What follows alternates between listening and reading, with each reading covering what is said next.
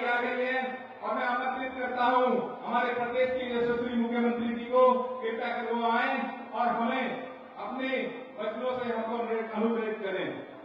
तालियों से स्वागत। उत्तर सिंह धामी जिंदाबाद, उत्तर सिंह धामी जिंदाबाद, उत्तर सिंह धामी जिंदाबाद।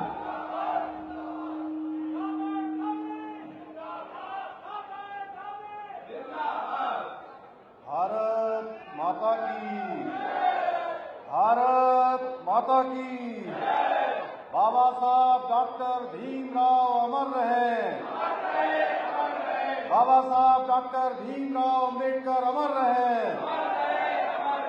सावित्रीबाई फुले जी जिंदाबाद, सावित्री फुले जी की जय। संत रविदास महाराज की, रमाबाई अम्बेडकर जी की, महर्षि वाल्मीकि जी की। हरिद्वार में आज बाबा साहब डॉक्टर भीमराव अम्बेडकर जी की जयंती के अवसर पर आयोजित इस विशाल सम्मेलन ने मंच पर आसीन अभी अमृतसर से चलकर हम सबको अपना सानिध्य देने के लिए हमारे बीच में पधारे पूज्य संत बाबा निर्मल दास जी, मैं आपका देवभूमि उत्तराखंड आगमन पर, मां गंगा के इस तट पर आगमन पर उत्तराखंड वासियों की ओर से, अपनी ओर से हार्दिक स्वागत करता हूं, हार्दिक अभिनंदन करता हूं। एक बार जोरदार तालियां बजा के पूज्य संत महाराज का हम सभी लोग स्वागत करेंगे। आज कार्यक्रम में मुख्य रूप से उपस्थित जिन्होंने इस कार्यक्रम का संयोजन किया है, एडवोकेट श्री विनोद दास जी अध्यक्ष, उमेश कुमार जी, रामपाल जी, आकाश जानिया जी, राजेश मोरे जी, शांति रघुवन जी, राजेश गौतम जी, मोहम्मद कर्नवाल जी, दीपक टेगवाल जी, अरुण कश्यप जी, नवीन तेजेश्वर जी, अरविंद कश्यप जी, शिवम जंग्याल जी, ब्रह्मपाल सिंह जी, धनगर जी, योगेश कुमार जी, धर्मेंद्र प्रधान जी, प्रताप प्रधान जी और देशराज कर्णवाल जी, और यहाँ रानीपुर विधानसभा के हमारे लोकप्रिय विधायक भाई आदेश चौहान जी, भारतीय जनता पार्टी के जिलाध्यक्ष श्री आशुतोष शर्मा जी, पूर्व मंत्री हमारे वरिष्ठ नेता स्वामी यतीश्वरानंद जी, जिला पंचायत के अध्यक्ष श्री किरण चौधरी जी, पूर्व विधायक संजय गुप्ता जी, कुंवर प्रणव चैंपियन जी, सुरेश जी, मेरे साथ उत्तराखंड सरकार में श्री विनय रोहेला जी, अजीत जी, जयपाल जी, ओम प्रकाश जमदग्नी जी, सुरेंद्र मोगा जी, मेयर रुड़की अनिता अग्रवाल जी, देवेंद्र प्रधान जी, विशाल मुखिया जी, नगर पालिका शिवालिक नगर के अध्यक्ष श्री राजीव शर्मा जी, श्री हर्ष दौलत जी, पूर्व अध्यक्ष श्री संदीप गोयल जी, श्री शोभाराम प्रजापति जी, सुभाष चंचल जी, जितेंद्र कुमार जी एवं हमारे मकवाना जी समेत अनेक हमारे वरिष्ठ नेतागण यहाँ पर आए हुए हैं। मैं नाम की औपचारिकता में न जाते हुए और अम्बेडकर मंच के सभी पदाधिकारीगण और आज यहाँ हजारों हजार की संख्या में आए हुए सभी हमारे बड़े बुजुर्ग, सभी उपस्थित माताएं बहनें, सभी हमारे युवा नौजवान साथियों, मीडिया के हमारे सभी मित्र, पत्रकार मित्रों, छायाकार बंधुओं, मैं सबसे पहले भारत के संविधान निर्माता, समाज को समानता, समरसता और न्याय का मार्ग दिखाने वाले परम पूजनीय भारत रत्न बाबा साहब डॉक्टर भीमराव अम्बेडकर जी की 135वीं जयंती पर उनको कोटि कोटि नमन करता हूं। ये मेरा सौभाग्य है कि आज कुंभ नगरी हरिद्वार में बाबा साहब की जन्म जयंती के अवसर पर आयोजित इस विशेष कार्यक्रम में आप सभी के बीच उपस्थित होने का शुभ अवसर प्राप्त हो रहा है। मैं इस कार्यक्रम के आयोजन के लिए डॉक्टर भीमराव अम्बेडकर महामंच सहित सभी संस्थाओं और आयोजकों का धन्यवाद करना चाहता हूं। भाइयों बहनों, आज इतनी भीषण गर्मी है और मैं देख रहा हूं कि आप सब आज प्रातःकाल से ही अपने अपने घरों से आज जन्म जयंती के अवसर पर यहां पर कार्यक्रम में भाग लेने के लिए दूर दूर से आए हुए हैं और जितनी संख्या यहां पंडाल के अंदर है उससे कहीं अधिक संख्या इसके आसपास है। अभी पूज्य महाराज जी कह रहे थे कि ये केवल एक संख्या का कार्यक्रम नहीं है, ये तो एक जन समुद्र आज यहाँ पर दिखाई दे रहा है। आज जन समुद्र के रूप में बाबा साहब की जयंती में सम्मिलित होने के लिए आज हरिद्वार और आसपास के क्षेत्रों से कोनों कोनों से आप सब पधारे हैं और ये इतनी बड़ी संख्या इस बात का प्रमाण है कि बाबा साहब अम्बेडकर आज भी हमारी सामूहिक चेतना का अभिन्न हिस्सा है। मेरा मानना है बाबा साहब का संपूर्ण जीवन ही उनका संदेश है। वे ऐसे ही दृष्टा थे जिन्होंने गुलाम भारत में जन्म लेकर अपने ज्ञान और संकल्प के द्वारा न केवल स्वयं के जीवन को बदला बल्कि करोड़ों करोड़ शोषितों, वंचितों और पीड़ितों को भी न्याय की राह दिखाई। समाज के वंचित वर्ग को मुख्य धारा में लाने के लिए उनके द्वारा किया गया संघर्ष हम सब लोगों के लिए एक प्रेरणा है, एक मिसाल है कि उन्होंने अपने संपूर्ण जीवन भर कितना बड़ा संघर्ष किया। भारतीय संविधान के निर्माण में डॉक्टर बाबा साहब का जो योगदान है उसके लिए प्रत्येक देशवासी उनका सदैव ऋणी रहेगा। उन्होंने संविधान की प्रस्तावना में ये सुनिश्चित कर दिया कि न्याय, स्वतंत्रता, समानता और बंधुत्व हमारे गणराज्य के मूल स्तंभ होंगे। बाबा साहब ने ऐसे भारत की परिकल्पना की जिसमें सभी को समान अधिकार मिले, समान अवसर मिले, समान गौरव प्राप्त हो। भाइयों बहनों, आदरणीय प्रधानमंत्री श्री नरेंद्र मोदी जी के मार्गदर्शन में हमारी सरकार ने देवभूमि उत्तराखंड में देश की आजादी के बाद पहला राज्य होने का गौरव प्राप्त किया और बाबा साहब के सपनों के भारत के निर्माण की दिशा में ऐतिहासिक कदम उठाकर बाबा साहब को सच्ची श्रद्धांजलि अर्पित की है। बाबा साहब ने समान नागरिक संहिता को संविधान के अनुच्छेद 44 के अंतर्गत राज्य के नीति निर्देशक सिद्धांतों में सम्मिलित किया था। वे भली भांति जानते थे कि भारत और भारतीय समाज के लिए समान नागरिक संहिता बहुत आवश्यक है। उन्होंने समान नागरिक संहिता को कानूनी आवश्यकता के साथ साथ एक सामाजिक और नैतिक आवश्यकता भी माना। उनका मत था कि सभी नागरिकों के लिए एक समान कानून होना चाहिए, चाहे वो किसी धर्म का हो, किसी जाति का हो, किसी पंथ का हो, किसी समुदाय का हो।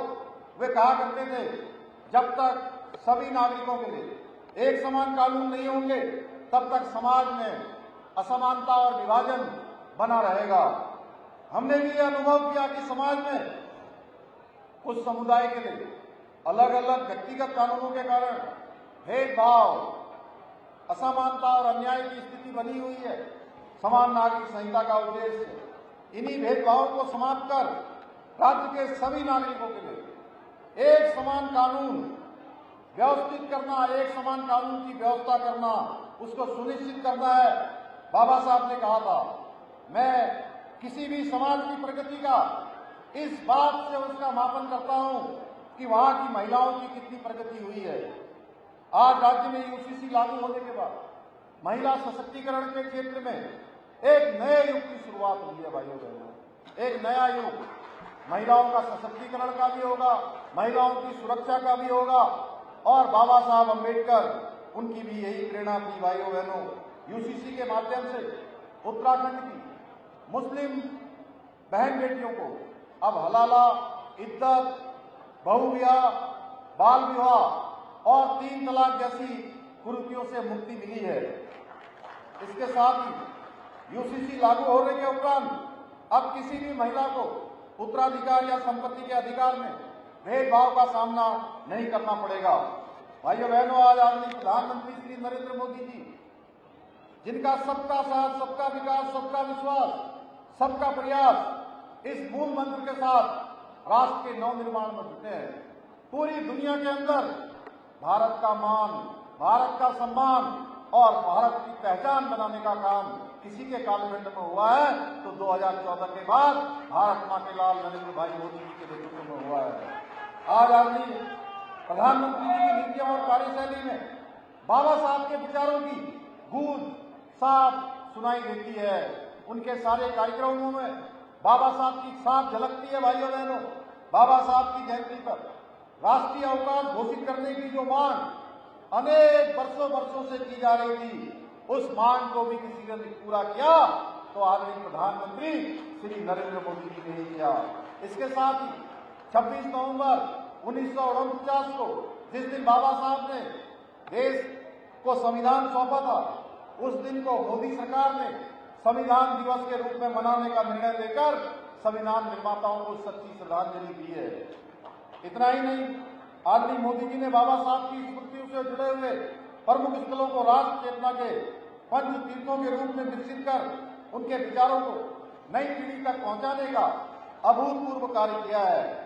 आजादी के बाद किसी ने अगर सच्चे मन से शोषितों और वंचितों के उत्थान के साथ साथ समाज की मुख्य धारा से जोड़ने का काम किया है तो आदरणीय प्रधानमंत्री श्री नरेंद्र मोदी जी ने किया है।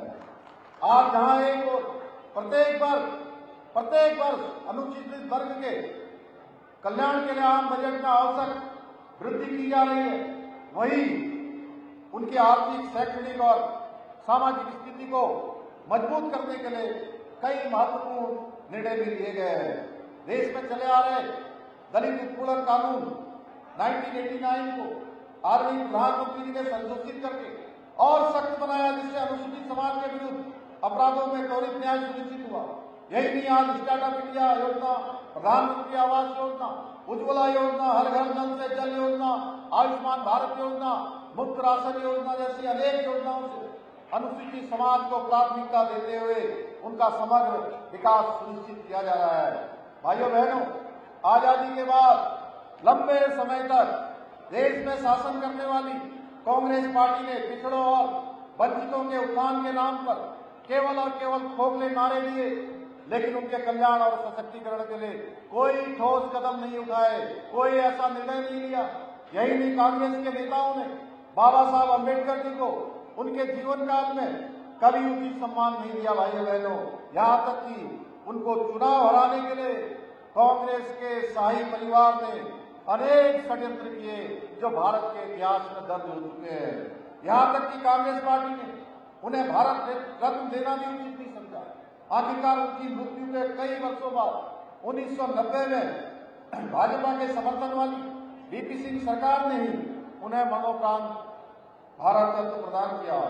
कांग्रेस ने हमेशा अनुसूचित समाज को केवल और केवल वोट बैंक की भांति इस्तेमाल किया। ये वही कांग्रेस है जिसने संविधान की धज्जियां उड़ाते हुए 1975 में देश में इमरजेंसी थोपने जैसा महापाप किया था।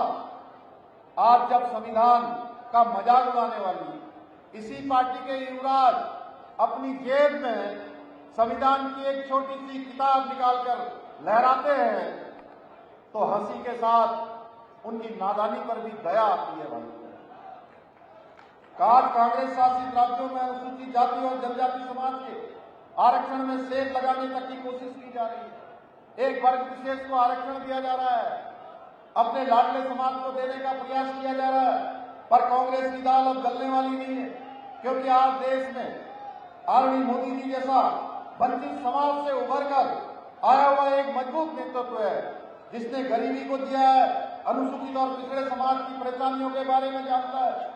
भाइयों बहनों, आज प्रधानमंत्री जी के मार्गदर्शन में हमारी सरकार भी बाबा साहब के विचारों के अनुसार कार्य कर रही है।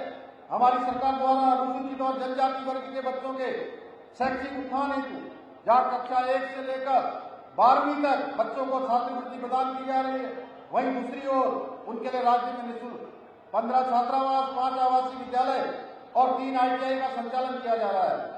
इसके साथ ही प्रतियोगी परीक्षाओं की तैयारी के लिए कोचिंग निःशुल्क व्यवस्था भी की गई है। इस हेतु प्रत्येक माह युवक युवकों को छात्रवृत्ति भी प्रदान की जा रही है। इतना ही नहीं, हमारी सरकार ने अटल आवास योजना को पुनः प्रारंभ करते हुए अनुसूचित वर्ग के आवासहीन परिवारों को घर बनाने के लिए 1,20,000 रुपए की सहायता राशि प्रदान करने की भी व्यवस्था की है। वहीं जातीय भेदभाव को समाप्त करने, सामाजिक समरसता को बढ़ावा देने के उद्देश्य से हमारी सरकार द्वारा अनुसूचित जाति के युवक युवती से अंतर जातीय विवाह करने पर 50,000 रुपए की प्रोत्साहन राशि प्रदान की जा रही है।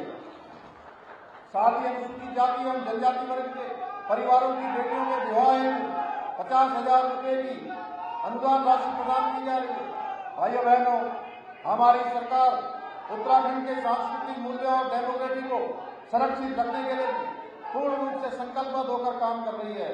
इस संकल्प के साथ ही हमने प्रदेश में लैंड जिहाद, लव जिहाद और खून जिहाद जैसी घृणित मानसिकताओं के खिलाफ भी कठोर कार्रवाई सुनिश्चित की है। साथ ही हमने प्रदेश में एक सख्त धर्मांतरण का कानून भी लागू किया है। भाइयों बहनों, मैं आज इस मंच से आप सबके बीच में यह भी कहना चाहता हूं कि अभी हाल के दिनों में कुछ विघटनकारी तत्वों ने अपने राजनीतिक स्वार्थों के चलते समाज को क्षेत्रवाद और जातिवाद में बांटने का प्रयास किया है। इसलिए इस मंच से मैं आज ऐसे लोगों को स्पष्ट रूप से कह देना चाहता हूं कि उत्तराखंड की एकता, अखंडता और सामाजिक समरसता पर किसी प्रकार की कोई आंच नहीं आने दूंगा और ऐसे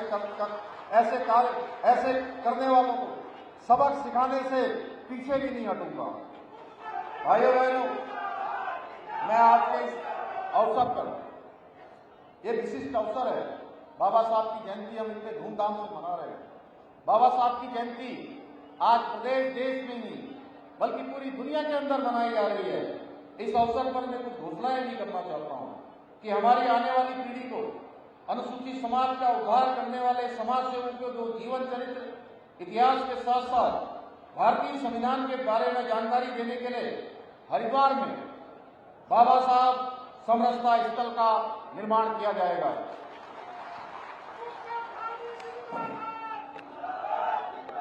समाज कल्याण विभाग द्वारा क्रियान्वित किए जाने वाली SCP, DSP योजनाओं के अंतर्गत अनुसूचित समाज की बाहुल्यता वाले क्षेत्रों में उत्तराखंड के दलित, अनुसूचित वर्ग, अनुसूचित जनजाति वर्ग के समाज सुधारकों के नाम पर बहुउद्देशीय भवन बनाए जाएंगे, जिसमें आने वाले समय में अनेक प्रकार के सांस्कृतिक कार्यक्रम, मांगलिक कार्यक्रम, जरूरतमंद लोगों के शादी विवाह इत्यादि के कार्यक्रम भी संपन्न होंगे। अनुसूचित समाज के कल्याण संबंधी योजनाओं और अधिकारों के प्रति हमारे आने वाली पीढ़ी को जागरूक करने के उद्देश्य से विभिन्न स्कूलों और कॉलेजों में विशेष जन जागरूकता कार्यक्रम अनुसूचित जाति आयोग के माध्यम से आयोजित किए जाएंगे। मुझे पूरा विश्वास है कि ये सभी घोषणाएं हमारे अनुसूचित समाज के कल्याण के लिए मील का पत्थर साबित होंगी। मैं आज के इस अवसर पर अंबेडकर महामंच द्वारा दिए गए सम्मान को उत्तराखंड की 1.25 करोड़ जनता को समर्पित करता हूं, जिन्होंने हमारे प्रयासों को सदैव विश्वास और अपना आशीर्वाद और समर्थन प्रदान किया है।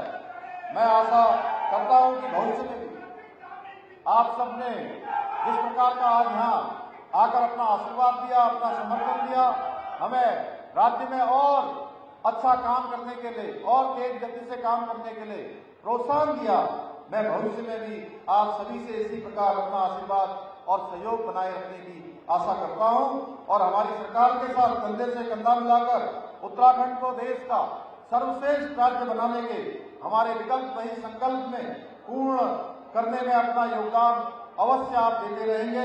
इसी विश्वास के साथ एक बार फिर से पुनः भारत रत्न बाबा साहब को नमन करते हुए, आप सबका धन्यवाद करते हुए, पूज्य महंत संत बाबा निर्मल दास जी का एक बार फिर से देवभूमि में स्वागत करते हुए और उनका धन्यवाद करते हुए मैं अपनी बात को समाप्त करता हूं। बहुत बहुत धन्यवाद। जय हिंद।